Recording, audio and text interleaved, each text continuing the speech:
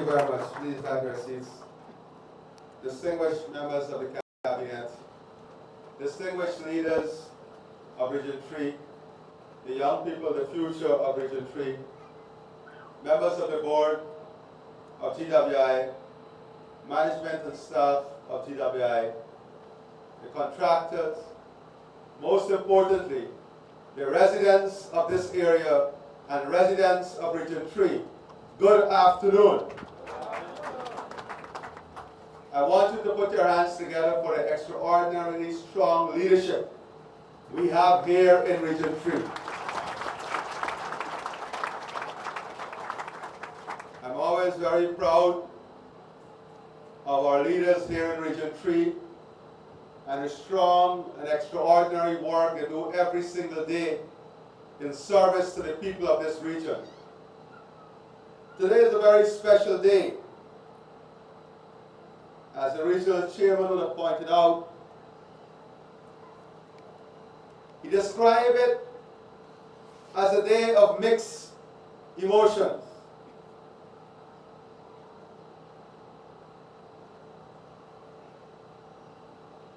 But more importantly, it is a day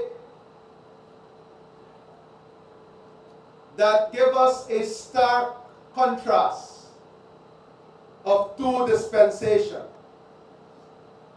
and give us an amazing opportunity to reflect on two governments and to reflect on those in our society who are opportunists, who opportunistically seek to divide our people, to misguide our people, or to use their access to resources to manipulate the minds of people. That will never be how the People's Progressive Party civic government and party operate. We are not fair weather. We are not seasonal. We are not opportunistic.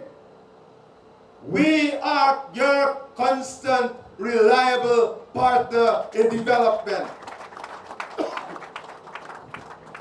We don't fade away in or out of power.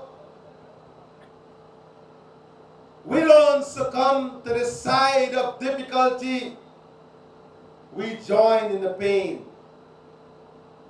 We walk alongside you in the darkest of days, and we light with you the brightest of light in the brightest of days.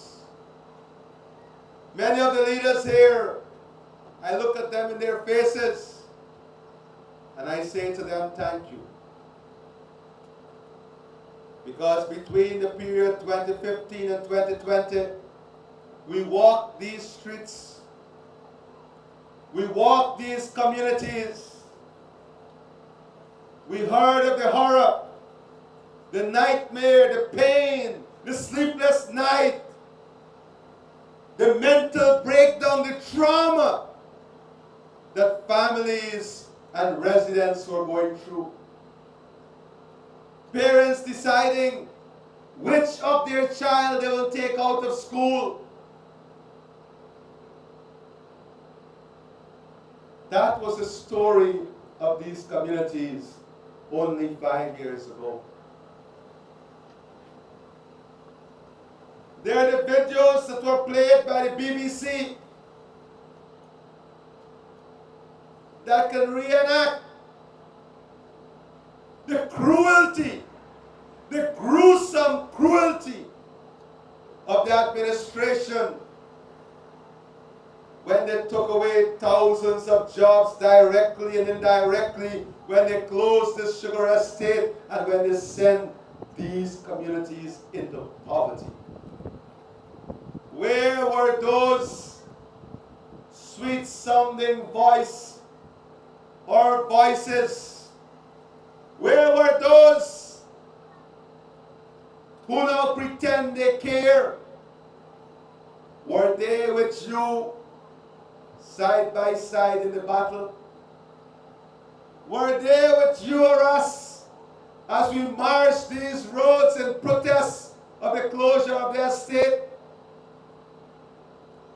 Were they with you when we pulled together resources and brought hampers to families week after week? When the priests, the pastors, the imams, and the pandits, our respected leaders, called us Neil Kumar and said that families did not have even to celebrate the religious days. You remember that, Neil Kumar? And we brought hampers to religious entities just 5 years ago. But the Lord is great. We have overcome. And this is the day that the Lord has made. Let us rejoice in it and be glad.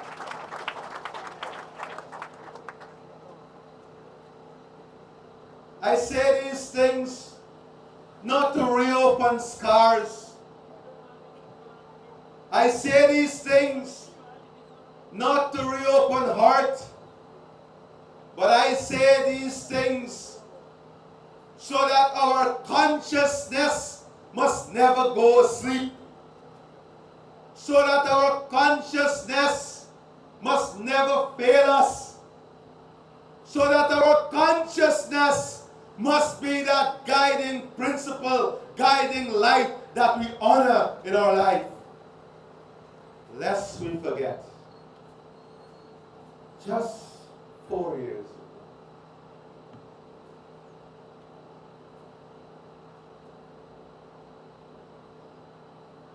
today is a great day from many perspectives.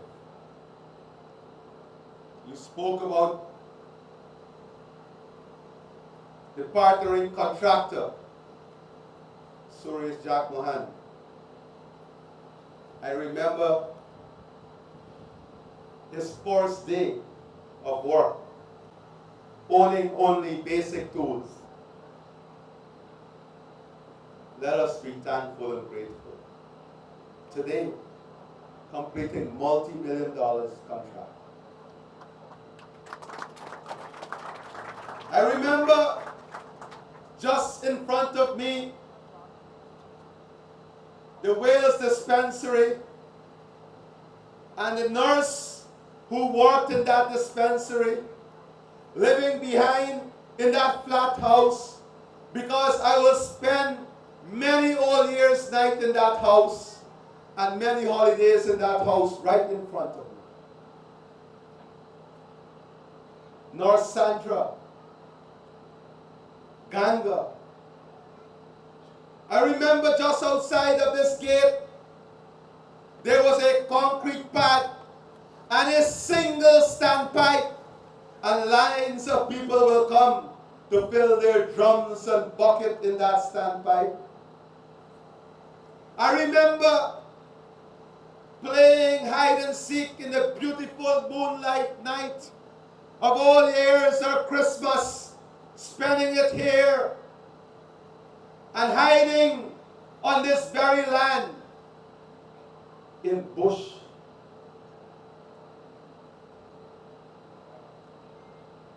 This is the day that the Lord has made. How can we not be thankful and grateful when in every square inch of this country there is a reminder for each of us of how life has changed and transformed, of how much we must be grateful and thankful for. I lead a government that works hard every single day. That is all we know.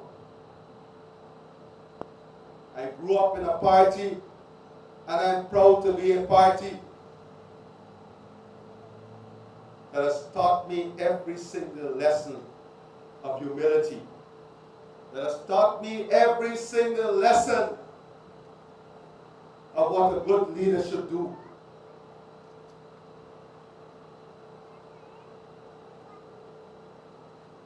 I am proud to be part of a party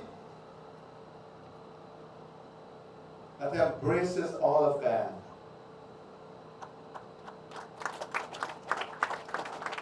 I'm proud to be part of a government and party that is the only national party.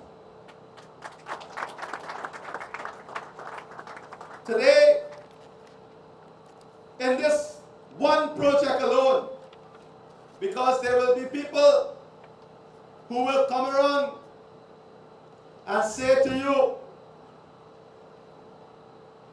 there will be people who will come around and say to you, what did you get?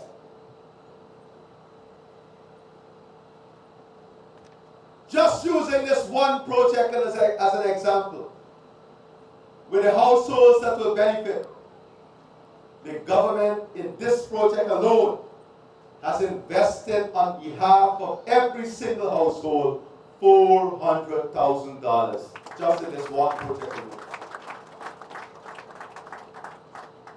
$400,000 just in this one project alone. My dear friends,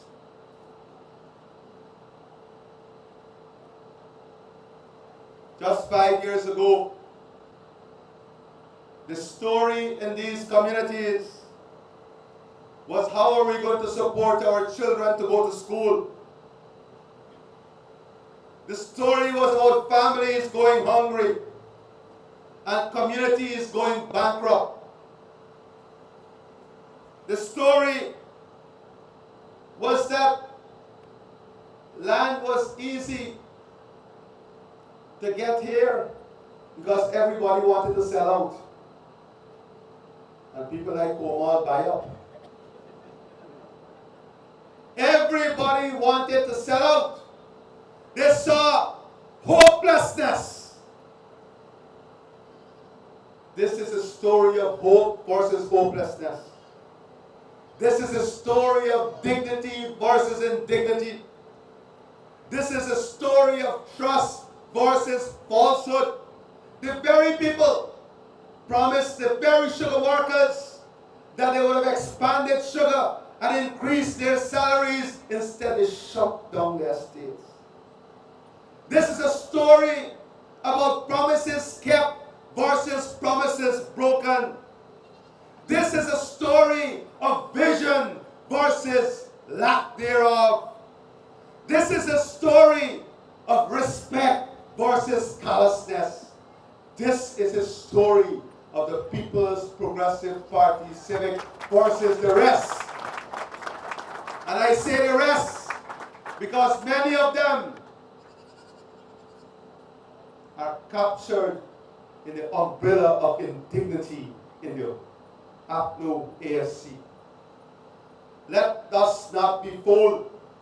In whatever form they come or disguise themselves, whether individually or collectively, they are one of the same. They are part of the same team that brought in dignity, hopelessness, callousness, falsehood, lack of vision, and callousness to the people of these communities.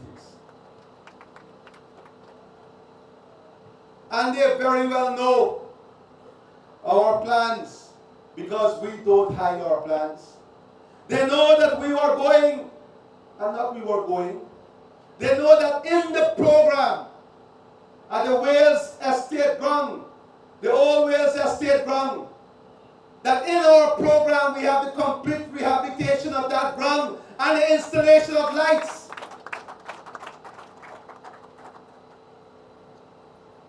But I am guided by the great books.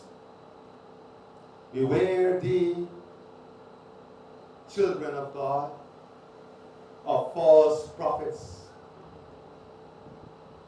And beware, doom cometh upon those who succumb to false prophecy. And when we speak about false prophecy, it is not only those who will come in the name of the Messiah.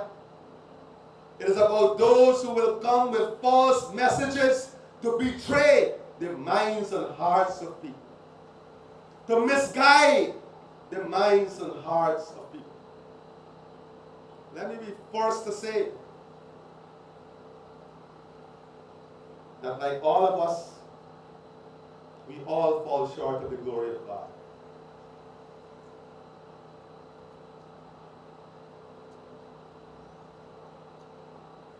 Today, I intend to speak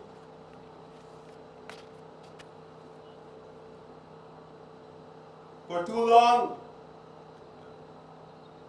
There are imposters masquerading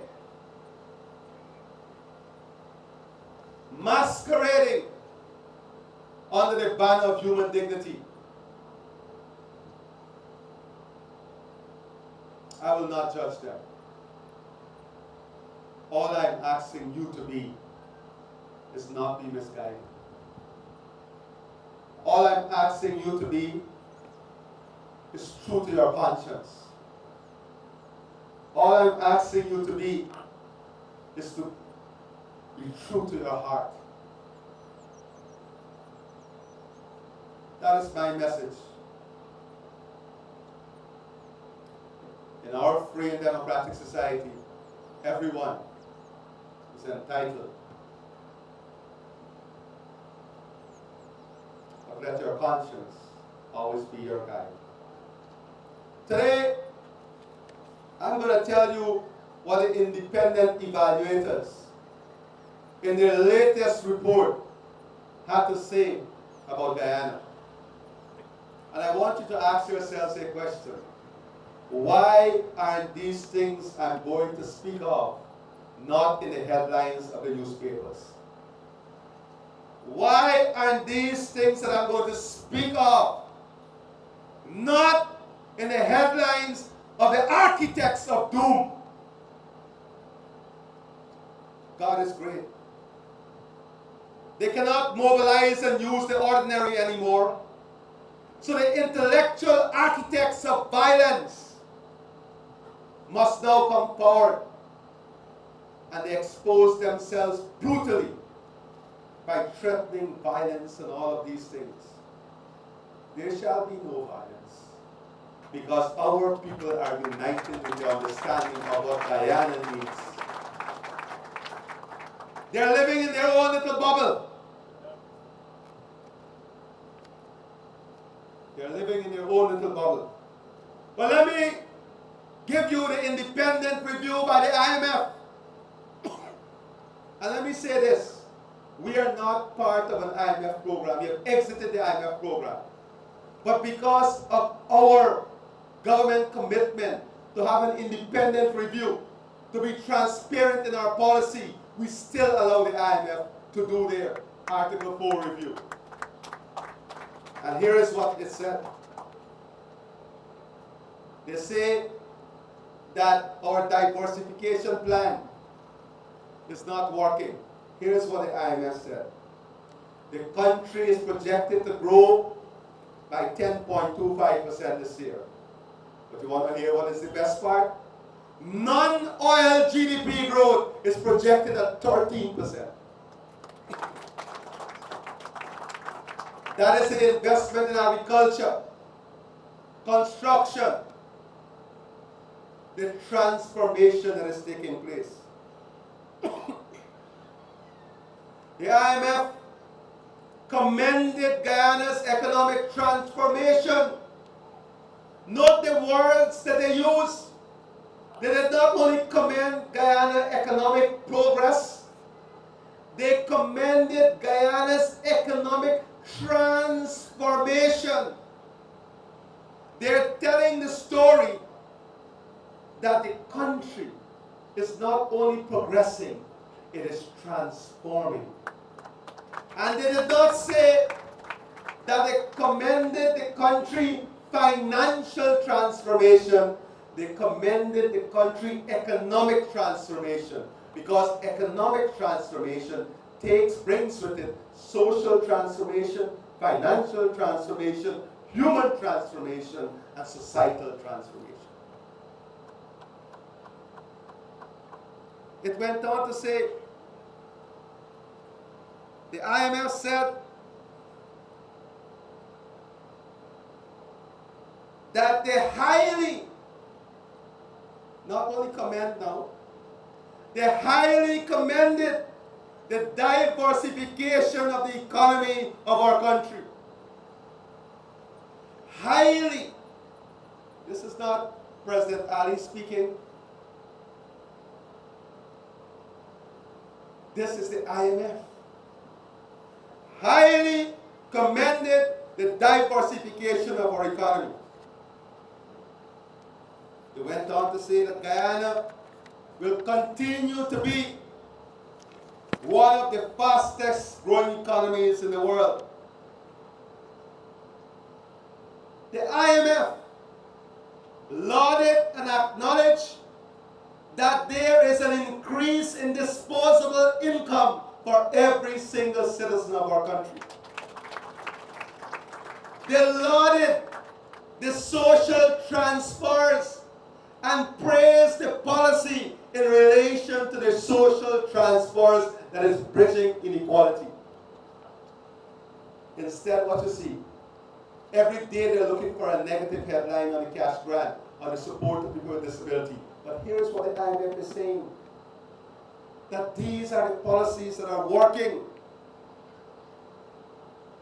You hear them speak every day about disparity and inequality. The IMF, in their independent review,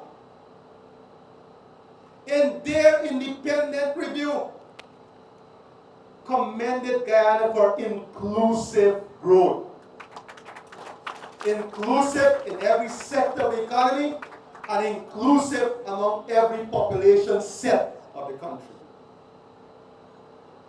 He went on to say that Guyana is moving in the right direction to end, not to address poverty, to end poverty. This is the IMF. This is the IMF. This is our evaluation from the IMF.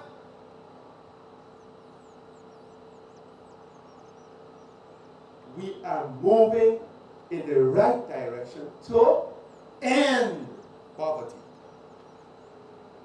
They commended the government for upgrading the labor skills and productivity. And guess what?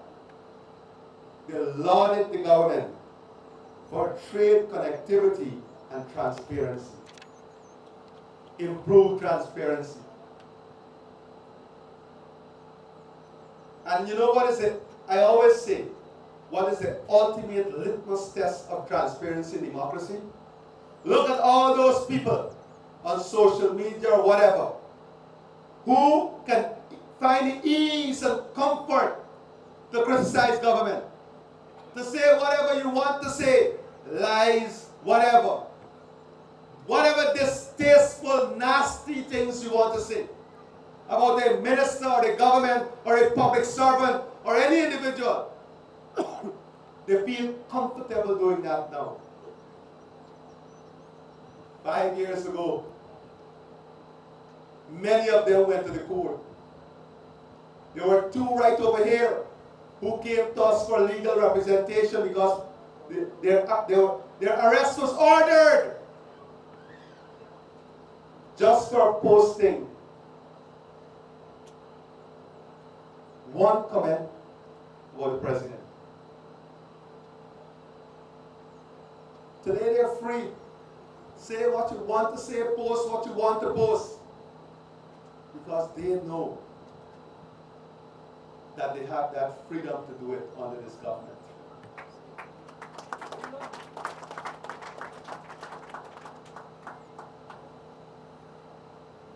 And the duplicity and hypocritical nature of some of these people is mind-boggling. It is okay to discredit any woman associated with the PPP. It is okay to say the nastiest things about them. You go on social media today and see. Case study. It is okay. All the women rights organization, all the high standard organization will be very quiet. It is okay.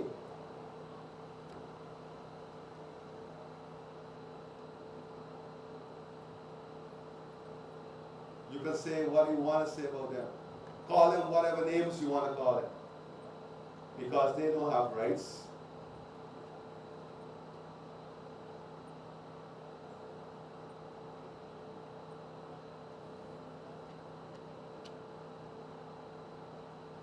We are in this together. As a country and as a people. And make no mistake, with the love of the people and the honor and dignity of the people, we shall overcome and we shall prevail.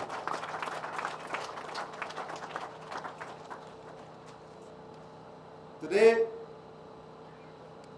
the minister spoke about housing. In this region alone, I'm not telling you about what private builders build. This is the low-income homes and the moderate-income homes. The ministry alone would have built and is building more than 1,000 homes. They have a minimum of 5 persons employed on each of those homes. That's 5,000 persons just on the homes they're building. $7 billion. Almost $90 billion invested in housing alone in this region. Today, if you sell your land in Wales, something wrong with you. People are not abandoning their lands anymore. For a matter of fact, people who left 50 years ago went to Timbuktu, coming back now to fight with a 2-inch. That is not accidental. That is not accidental. Drive the backlands and see the transformation. Whilst they're busy plotting evil, you know what we were doing this weekend? We were plotting the next phase of the highway that will go, the new highway that will come from the new bridge and go all the way to Wales and then go all the way to the Del Conte route, opening up tens of thousands of acres of land for farmers, for housing, connecting Bartica, bringing the road back onto Sand Hills, taking it to Timeri. That is what we do.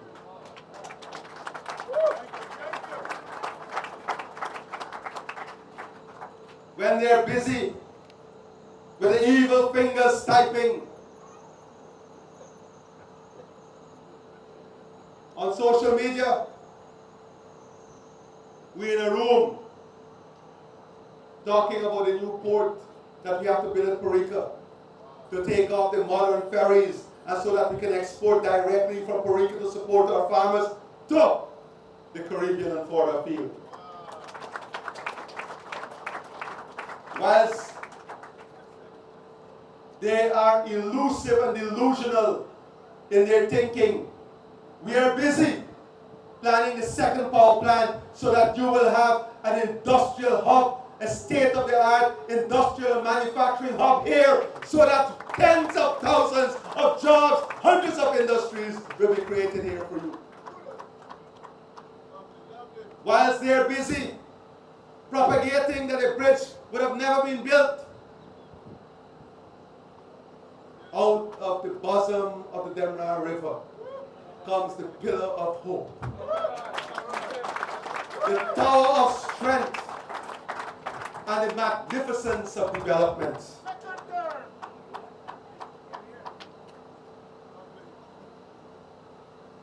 Rising above the tide, soaring high above in the sky, there lies your sweet victory, O slave of impatience.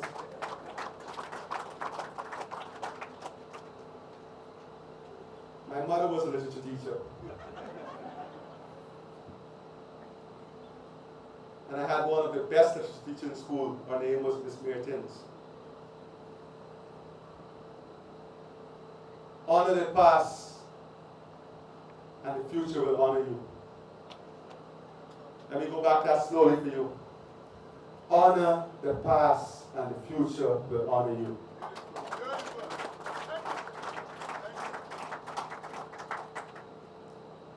My friends, the story of development is before you. Today, in a tasteless way, you will taste it. Because water has no taste. Today, in a tasteless way, you will taste another form of development. By the end of this year, 90% of the population will taste the tasteless nature of water through treated water all across this country.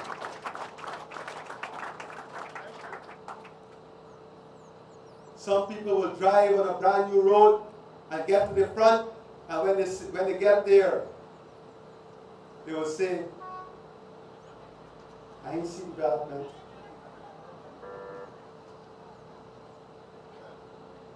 Every time there is improvement in infrastructure, the value of your home goes up.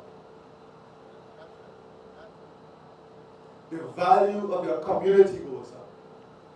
And the value of our country goes up.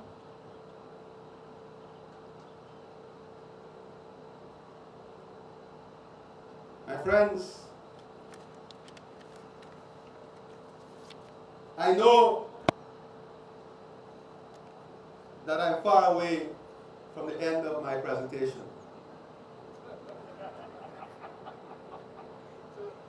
And I know that you're close to home.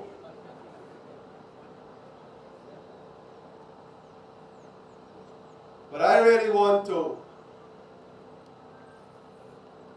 recognize and acknowledge also the pains and suffering of those in our society who endure the hardship of waking up at 4 a.m. in the morning to get a bucket of water to ensure they have enough water to last them for the day. The women, mothers, and sisters who bore the blunt of the pain in pulling trolleys of drums of water, in plowing bare feet the rugged, stony roads of burnt earth to ensure their children, many of you here, many of us here today, had this necessity of life, water. I honor their sacrifices because it is on their shoulders that we stand with this new and magnificent Guyana that is before us. You, the children of the future, what lies ahead of you is an incredible story. What lies ahead of you is a country of untold bounties and prosperity.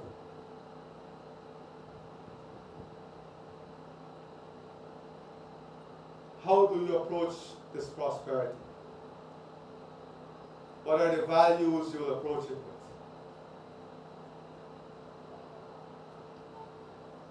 Because if you believe this is how it always was, you will not appreciate what you have. If you believe that this is an entitlement, you will make the mistake of destroying this very asset that we're building. You have an immense responsibility ahead of you to safeguard this hard work, these sacrifices, so that you too will leave a tomorrow that you are proud of. Once again, to the contractor, to the management and staff of TWI, members of cabinet, members of the RDC, Minister Collins, Suzanne, who is not here, the board, the residents, all of you. We thank you sincerely for your hard work,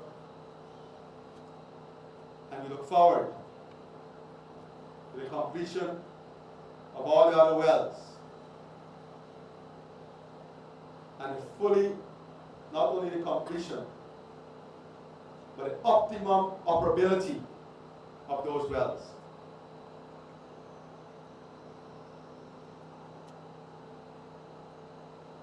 Together, we are strong. Forward together for a better Guyana. Long live all our people. Long live our full commitment to one Guyana, one people, one nation, one destiny. God bless you.